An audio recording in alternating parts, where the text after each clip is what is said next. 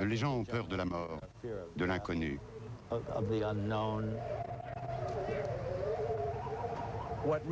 Les gens ont surtout peur de ce qu'ils imaginent.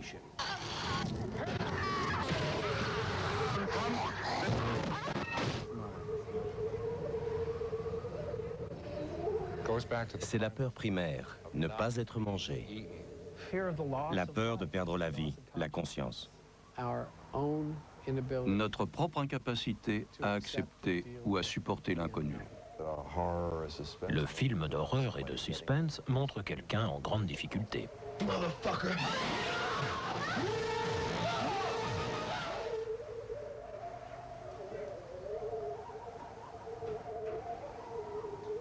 C'est ce qu'on ne veut pas voir, je crois. Quand on a peur, on se dit que ça n'arrivera pas, et ça arrive.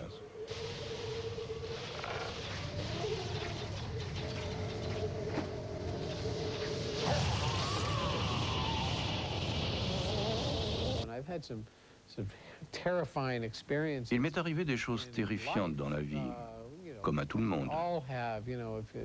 Les accidents de voiture, par exemple, dont on sort sain et sauf. Mais je n'ai jamais eu aussi peur dans la vraie vie qu'au cinéma.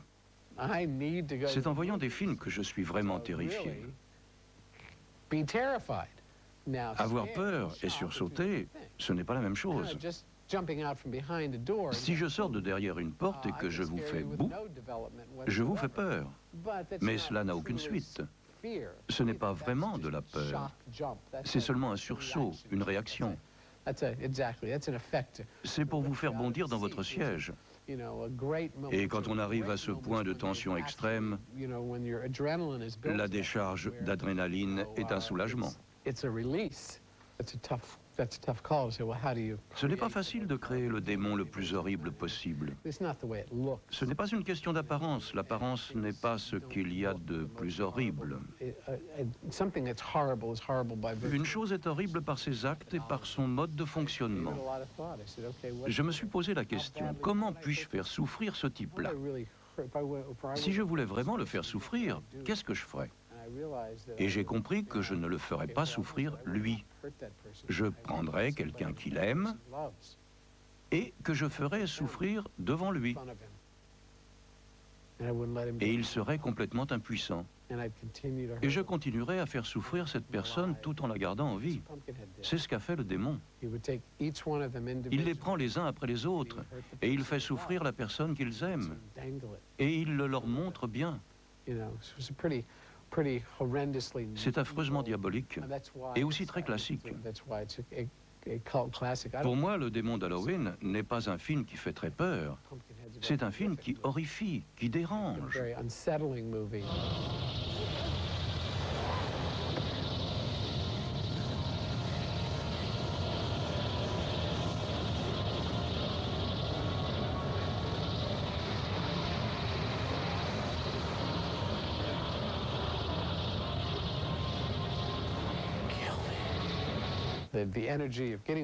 Il faut connaître les personnages.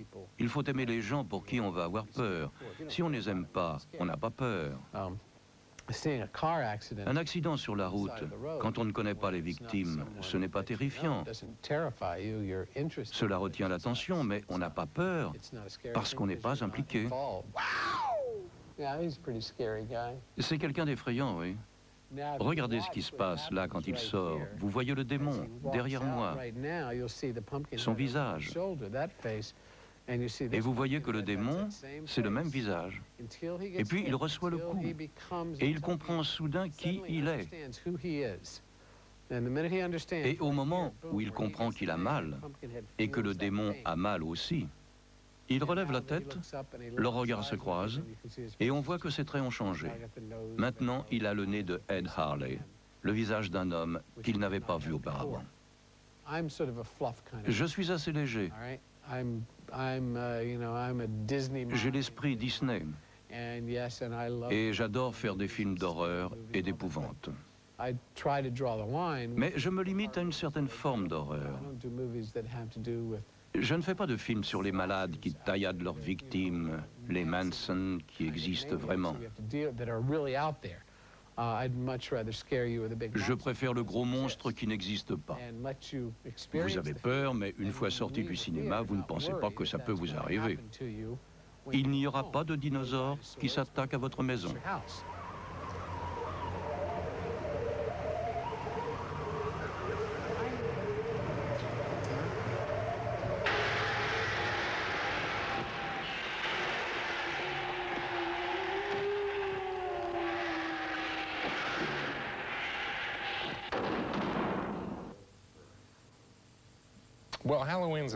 Halloween est un événement important en Californie du Sud.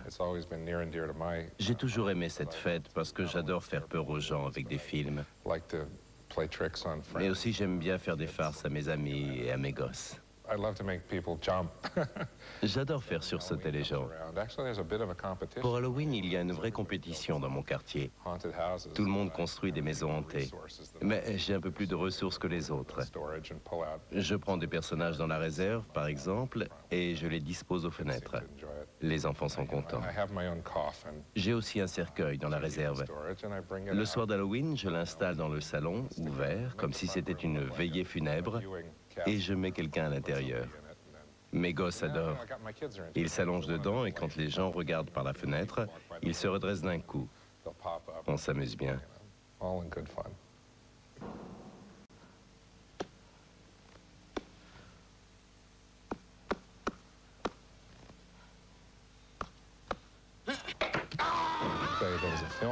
En tant que réalisateur, la première réaction que vous espérez du public, c'est qu'il pousse un grand cri.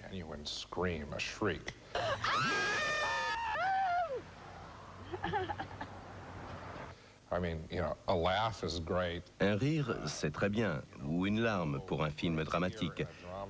Mais quand les gens font un bond dans leur fauteuil, le réalisateur est content de voir ça, vraiment.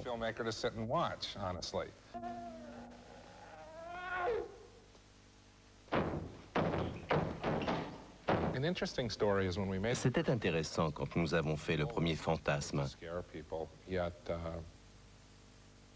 Je voulais que les gens aient peur, mais je ne savais pas très bien comment m'y prendre.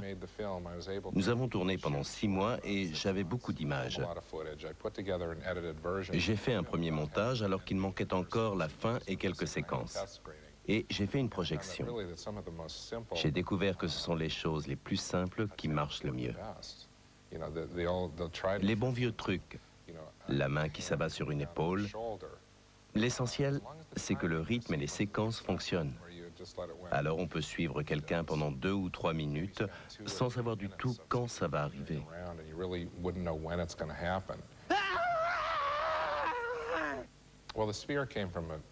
La sphère vient d'un rêve que j'ai fait quelques années avant de réaliser le film. Je trouve ça terrifiant d'être poursuivi par ces petits machins sphériques en chrome. Mais le film est très différent. Dans mon rêve, il n'y avait pas de sang ni de perceuse. Ça, c'est venu après, pendant que je travaillais sur Fantasme.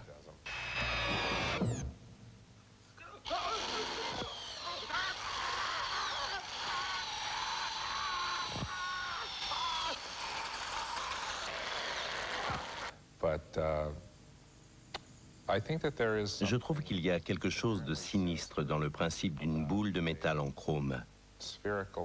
Le visage de la victime y est reflété quand elle attaque.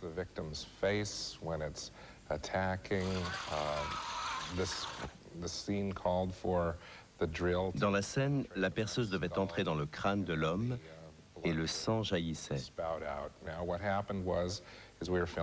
Mais quand on a tourné la séquence, la perceuse a dérapé sur le maquillage de l'acteur et s'est mis à tout bousiller, ce qui faisait vraiment vrai. Mais ce n'était pas prévu.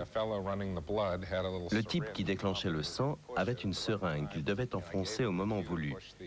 Je lui ai donné le signal, mais il y avait un caillot qui bouchait. Il poussait de toutes ses forces pendant que le maquillage continuait à être bousillé. Et soudain, le caillot a cédé et un jet est parti, en plein sur le visage de l'acteur. L'effet était superbe. On n'aurait jamais pu recréer ça maintenant que j'y pense. Et quand le film est sorti en salle, c'était prodigieux. Il y a des gens qui ont même quitté le cinéma. On ne s'attendait pas à un film pareil. Dans les films d'autrefois, ceux des grands maîtres, Frankenstein de James Whale, Dali et Buñuel avec un chien andalou, Vaudou produit par Val Newton, ce qu'ils réussissaient à faire avec un simple changement d'atmosphère, une ombre, un peu de musique ou de suspense, ce qu'ils arrivaient à créer, cela m'a frappé. Et j'ai compris qu'on pouvait faire de grandes choses avec peu de moyens.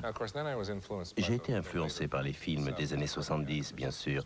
L'Exorciste, c'était vraiment la référence pour les films sanglants. C'était tellement effrayant et horrifiant. Quand je pense à toutes ces influences, il me semble que le genre film d'horreur est véritablement un art, l'art de la peur.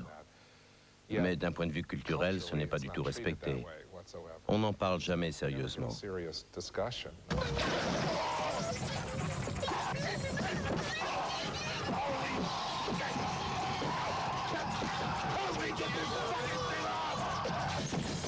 What scares me the most? My worst nightmare? Oh. What is fear? Fear is...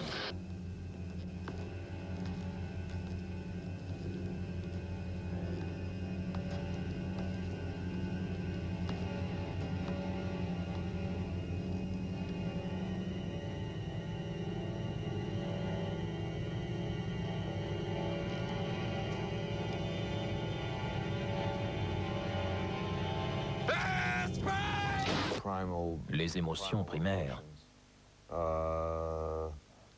les peurs universelles, les choses qui font peur à tout le monde, quelle que soit la langue ou la culture. Dans Jeux d'enfants, par exemple, presque tout le monde, à un moment ou à un autre, s'est demandé ce qui se passerait si les jouets prenaient vie. C'est une peur dont on m'a souvent parlé. C'est pourquoi j'ai décidé de faire ce film.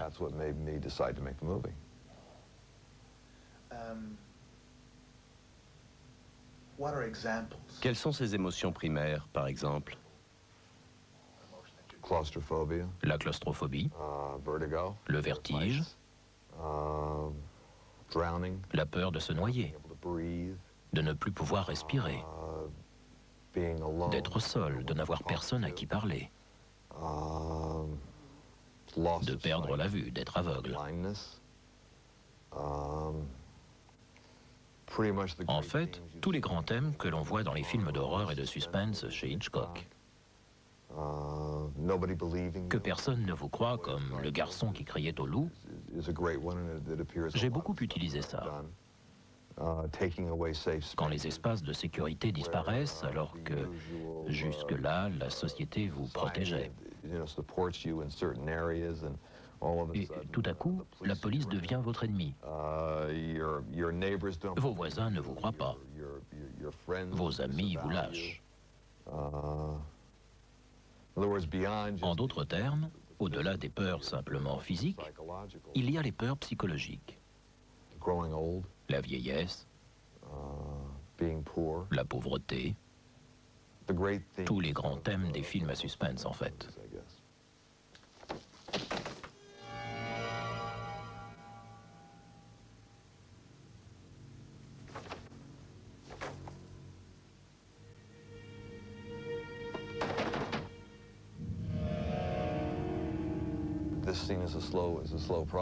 La scène est une lente progression. Son fils de 7 ans affirme que la poupée est en vie, mais elle se dit qu'il a trop d'imagination. Elle rentre chez elle, prend la boîte pour la jeter et les piles tombent. Elle comprend que la poupée parle et bouge sans piles. Et puis elle ramasse la poupée. On ne sait pas à quoi s'attendre. La scène progresse lentement, jusqu'à ce que la poupée s'anime dans ses mains. Mais elle voit qu'il n'y a pas de pile. Alors quand la poupée lui parle avec des mots de poupée, Terrifiée, elle lâche la poupée et la poupée roule sous le divan.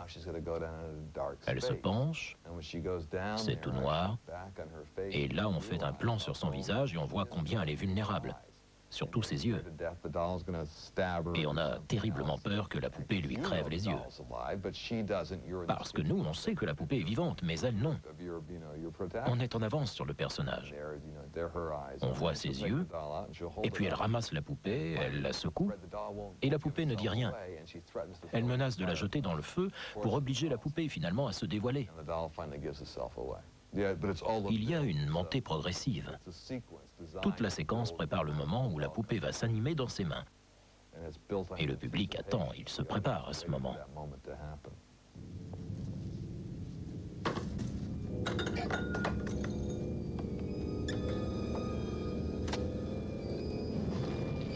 I said talk to me, damn it, or else I'm gonna throw you in the fire! You stupid bitch! You filthy slut! Did you fuck with me? J'ai tout fait pour tuer cette maudite poupée à la fin. Elle est démembrée, elle est brûlée, on lui tire dessus. Mais les gens pensent qu'elle est toujours en vie. Ils veulent une suite. C'est une convention plus forte que moi.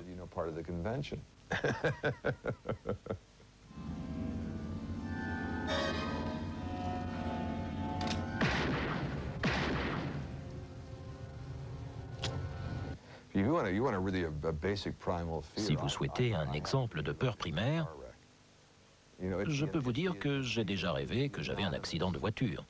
C'est la mort anonyme, irrationnelle, comme la princesse Diana. Ça peut nous arriver à tout moment, on n'y peut rien. C'est le destin, c'était prévu d'avance. Je déteste ça. Encore une fois, c'est le fait de ne pas pouvoir contrôler. Quel que soit l'endroit où l'on se trouve. C'est sans doute une peur que j'ai, moi. Quelque chose qui a trait à moi. Mais c'est vrai, oui, je me sens vulnérable. Alors, évidemment, ces images, ce genre me convient d'un point de vue émotionnel. C'est vrai. Je crois vraiment à la mort irrationnelle. Je crois qu'il y a des choses qui arrivent. Il y a des gens heureux qui s'aiment en famille, vie professionnelle, vie privée, tout va bien. Et puis le médecin vous apprend que vous avez une leucémie. Quelque chose qui vous guette. Je crois qu'on n'est jamais en sécurité.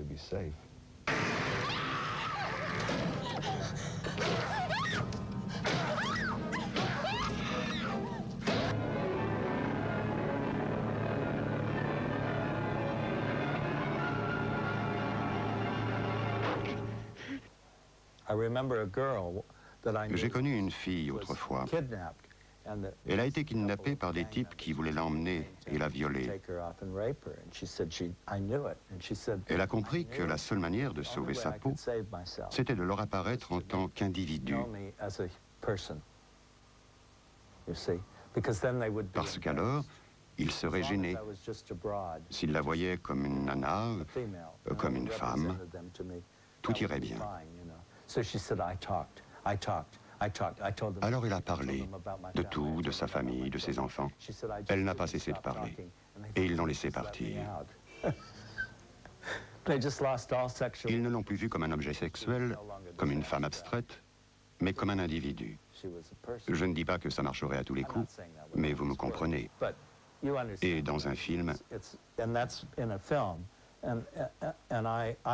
je pense toujours à cette histoire. Il y a tellement de mauvais films, des films mécaniques qui se moquent des personnages. Ils présentent seulement des situations, mais on ne s'y intéresse pas vraiment, parce qu'on ne connaît pas ces gens-là. Si on ne les connaît pas, on se fiche de ce qui leur arrive.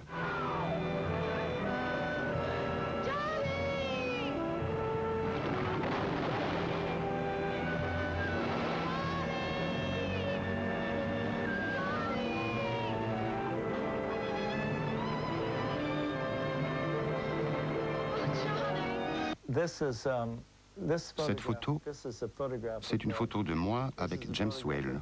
à Paris. Le célèbre réalisateur de Frankenstein et de La fiancée de Frankenstein. Je l'ai connu quand j'étais étudiant à Los Angeles.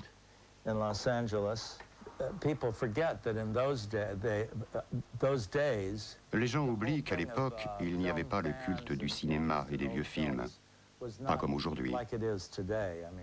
Maintenant, tout le monde s'y intéresse. Mais à l'époque, quand j'ai rencontré James Whale et que je lui ai parlé de ses films, j'étais sans doute le seul jeune qui s'intéressait à lui ou qui se souvenait de ce qu'il avait fait. Nous sommes devenus amis parce qu'il n'en revenait pas que quelqu'un veuille parler de Frankenstein et tout savoir sur la fiancée de Frankenstein. Maintenant, il y a beaucoup de gens comme moi, mais à l'époque, non.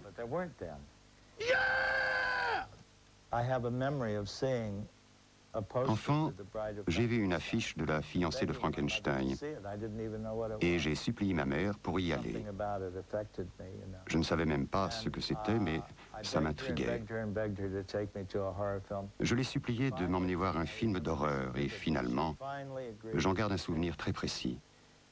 Nous sommes allés voir Le Corbeau avec Carl Orff et Lugosi. Dans la scène où Carl Orff se réveille après l'opération, les rideaux s'écartent, il est entouré de miroirs, il se voit et il tire sur tous les miroirs. Je me suis caché sous mon fauteuil. Ma mère m'a entraîné et m'a dit qu'elle ne m'emmènerait plus jamais voir de films d'horreur.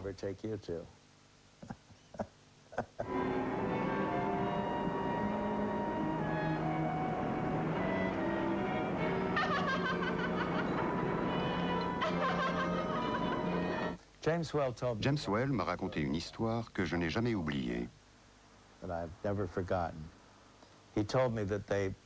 Quand ils ont montré le premier Frankenstein à Santa Barbara en 1931,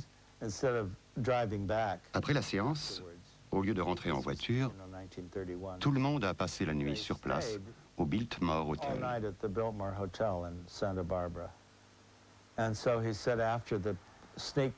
James Whale, alors, m'a raconté que vers 4 heures du matin, le téléphone a sonné dans sa chambre. Il décroche et il entend une voix qui lui dit « C'est vous le réalisateur de Frankenstein, le film de ce soir ?» Oui, il répond. « Eh bien moi, je n'arrive pas à dormir et je ne vais pas vous laisser roupiller tranquillement. »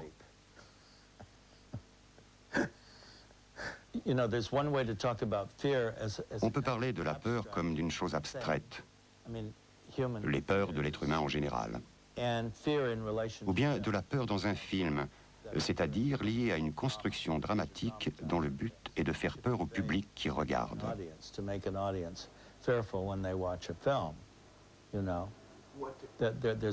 Ce n'est pas la même chose. Tandis que dans la vie, cela peut vous arriver dans toutes sortes de situations. Je pense à l'horreur de cet accident, ce qui vient d'arriver récemment à Paris à la princesse Diana.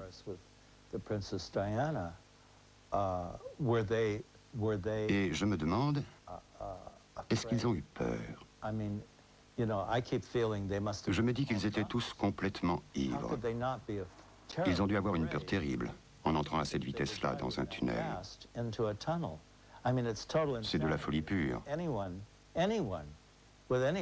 Quels que soient les paparazzi à vos trousses, il faut avoir perdu la raison pour demander à votre chauffeur de rouler à 190 km/h dans un tunnel.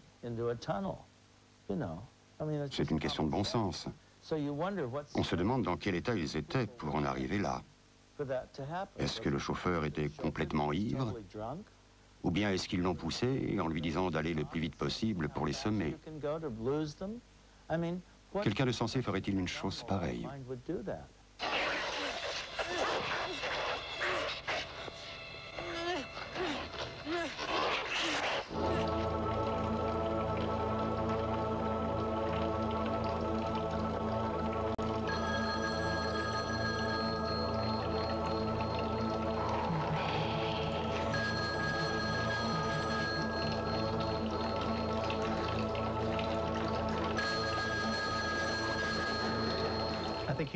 Les êtres humains sont des créatures violentes. C'est par la contrainte de la raison que nous parvenons à la civilisation. Quand on est agacé, si quelqu'un vous fait une queue de poisson en voiture, vous n'allez pas le tuer. Je suis un passionné du crime. Pourquoi les hommes vont-ils commettre des actes criminels qui 9 fois sur 10 les conduisent en prison? Ils décident de commettre un acte complètement irrationnel pour lequel ils seront punis. Et pourtant, rien ne pourrait les arrêter.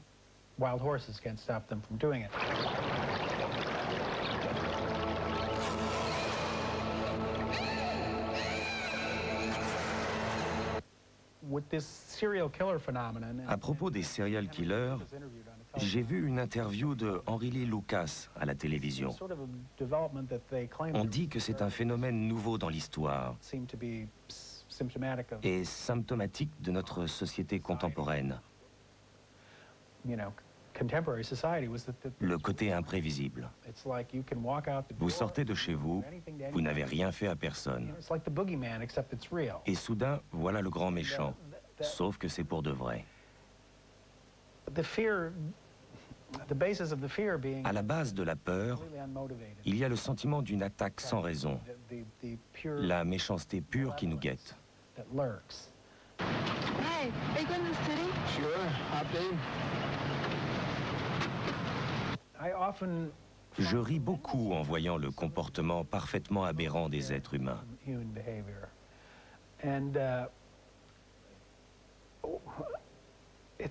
C'est tellement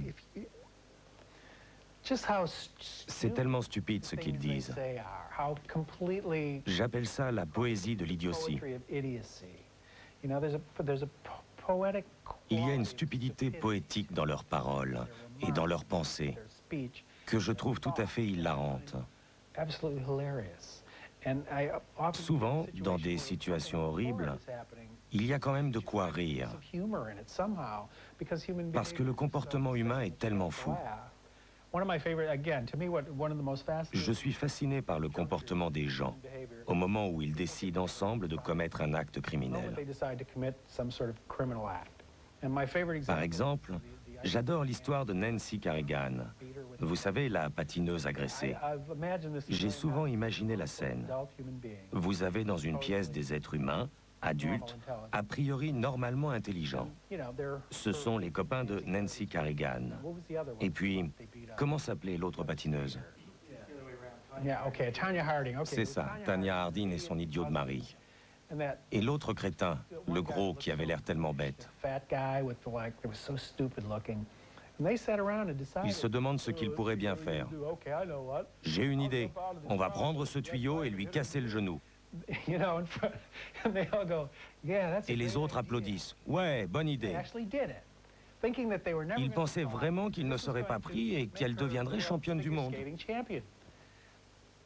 Je trouve ça tellement drôle.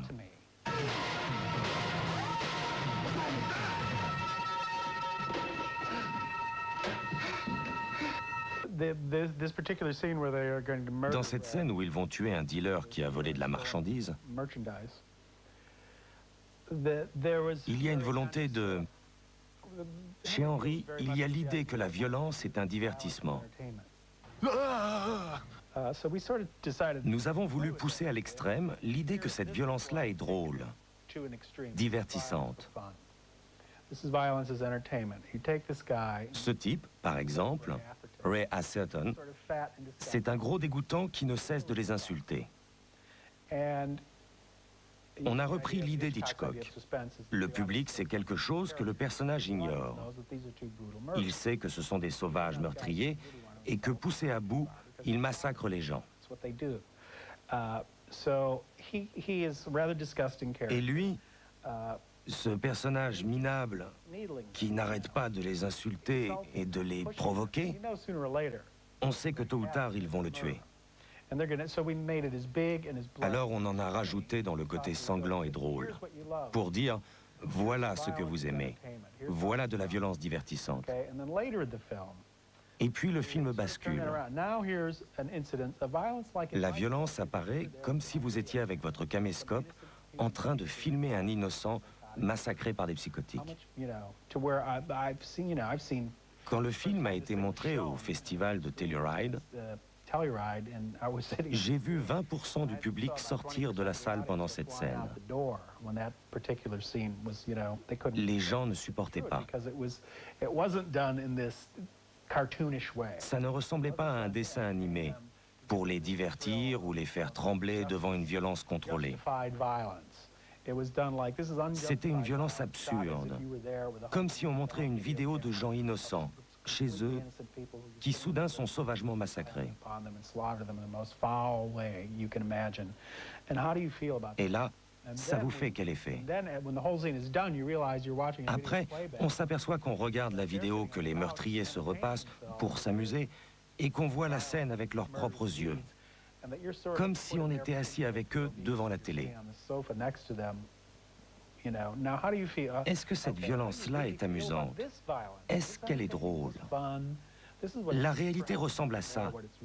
Alors demandez-vous si le meurtre est vraiment un divertissement.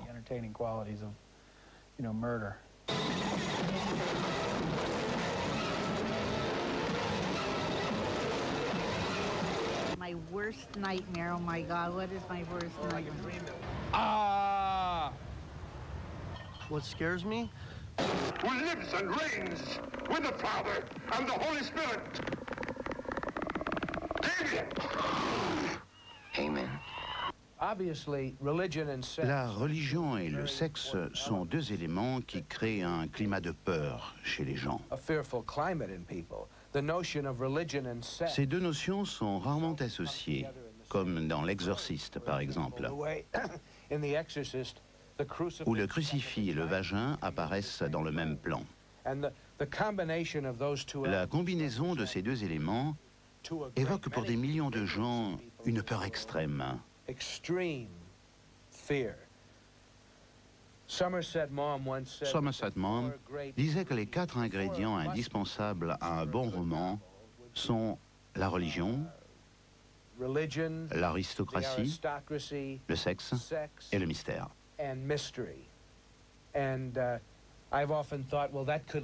J'ai pensé à un roman dans lequel l'héroïne, par exemple, dirait « Mon Dieu, dit la duchesse, je suis enceinte.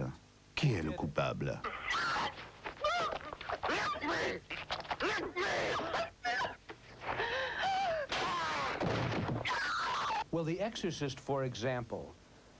L'exorciste pose au départ une attente du spectateur. Ça commence par une petite fille malade. On l'emmène voir des médecins, mais les médecins ne savent pas ce qu'elle a. Ça arrive. Presque tout le monde a un enfant ou connaît un enfant qui est malade de temps à autre. Et puis la maladie empire et on ne trouve pas.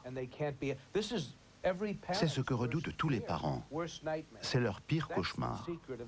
Tel est le secret de l'exorciste. Une adorable fillette tombe soudain malade, sans raison. Il n'y a aucun remède et son état empire. Du moment qu'on garde cette idée, on peut faire n'importe quoi, dans les limites de la raison ou au-delà, pour que le public s'attache au personnage du film. It's the power. Holy water. It's the power of Christ that compels you. Dans Psychose, regardez comme il soigne les détails. Il installe un personnage pendant 45 minutes, une femme qui a des ennuis. On la suit et on s'intéresse à elle. C'est une jolie femme en difficulté, mais plutôt sympathique. Et soudain, il l'élimine. Mais on sait que ça va arriver. Tout est construit pour préparer ce moment où il va l'éliminer. Et juste avant ce moment-là, votre cœur s'arrête. On n'avait jamais eu aussi peur dans un film, et même depuis. À part Alien dans un registre différent. Alien exploite le registre de l'inconnu. Psychose, le registre du connu. Pour moi, ce qu'on connaît est encore plus effrayant. Quand on parle des serial killers, on dit souvent que ce sont des gens parfaitement normaux, paisibles. Leur entourage ne se méfie pas d'eux. Jeffrey Dahmer, par exemple, ou bien quelqu'un comme Ted Bundy, qui a tué Dieu sait combien de femmes. Et les parents de ces femmes se réjouissaient de l'avoir pour futur gendre. Pour moi, le plus effrayant, c'est la banalité du mal. La banalité du mal que l'on voit dans le monde m'effraie plus que Dracula.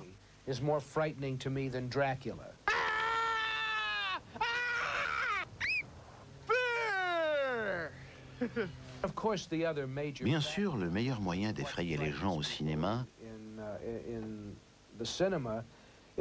c'est l'obscurité. L'obscurité en elle-même. Ce qu'on laisse à l'imagination est bien plus efficace que ce qu'on montre.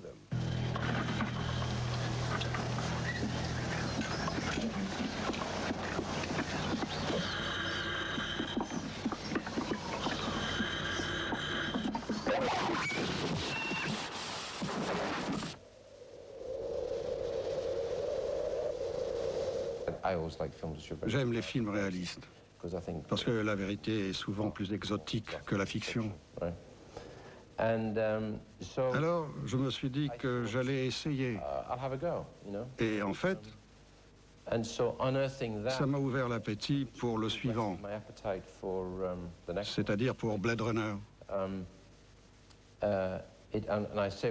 Je dis ouvert l'appétit parce qu'une fois qu'on commence à brasser des idées avec un bon scénariste et qu'on se demande et si on faisait ci, et si on faisait ça, on part dans des avenues, dans des couloirs d'exploration.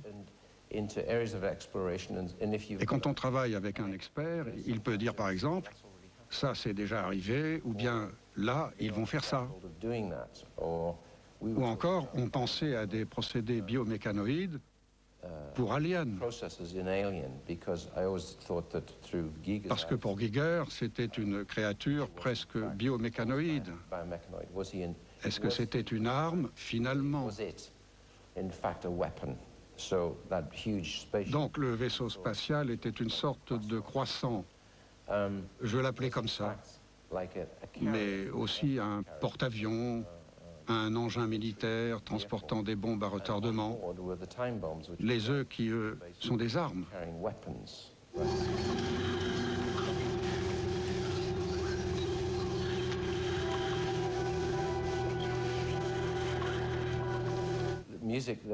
La musique a apporté une quatrième dimension pour entraîner le public à se poser des questions, même de manière subliminale.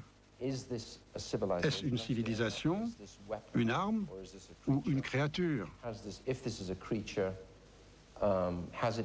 Est-ce qu'elle est dotée d'intelligence? Je crois que oui. Donc elle vient d'une forme de vie organisée qu'on appellera civilisation. Bien qu'elle n'ait pas l'air très civilisée. En tout cas, on ne comprend pas ce qu'elle cherche. Je pense que la musique a beaucoup contribué à l'énergie du film et à la peur. En fait, la musique a apporté la terreur, et c'est très difficile de parvenir à la terreur.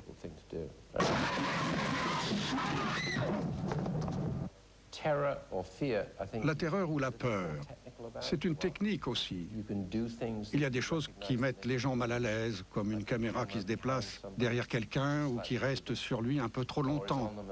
Alors on se sent mal à l'aise.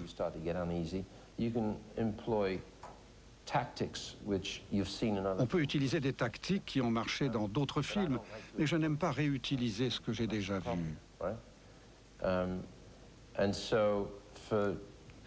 Pour Alien, évidemment, j'avais de bons comédiens, tous les éléments en place, de bons stylistes, un bon scénario, mais le problème était que si je ne réussissais pas le monstre, j'étais foutu.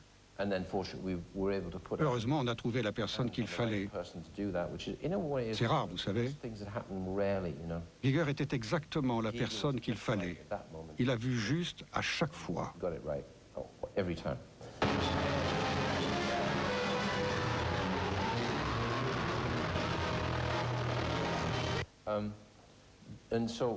Pendant tout ce temps-là, j'ai visionné des films que je trouvais effrayants.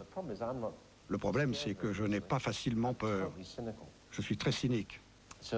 Bref, j'ai quand même trouvé 2 films. Les autres me demandaient « Mais pourquoi tu regardes tout ça ?» Je passais mon temps devant un écran à avaler des images d'épouvante et à me dire que je n'y arriverais pas. Et puis un jour, je savais que L'Exorciste était un grand classique, le premier Exorciste. Quelle idée géniale! De telles idées n'arrivent que tous les 20 ans. Le fait de donner cette voix à cette petite fille, l'émanation du démon, un corps d'enfant possédé par le démon, c'était bien. Mais surtout, ça n'avait jamais été fait. Lui donner la voix de Mercedes McCambridge, ça, c'était terrifiant.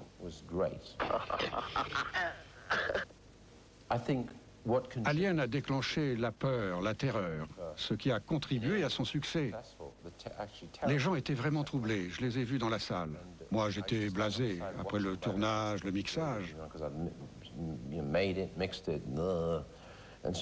Plus rien ne me faisait peur dans le film, mais je m'inquiétais des réactions du public à certains moments. Surtout dans la scène de la cuisine, quand le monstre sort. Les gens ont parfois des réactions bizarres. J'ai vu sur leur visage des expressions d'horreur, en particulier quand ils savaient qu'il allait se passer quelque chose d'affreux. Ensuite, une vraie peur. Et puis, la colère. Quelques-uns étaient en colère parce qu'on allait si loin. Je trouve cette réaction intéressante. Mais je crois que ce qui contribue aussi à la peur, c'est une certaine élégance. Je voulais que ce soit un film élégant.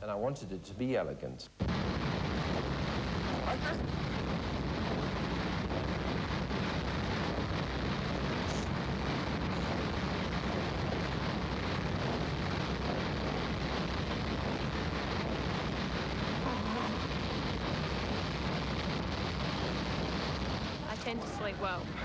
Nothing. Nothing scares me. I don't have nightmares. I just don't have pleasant dreams.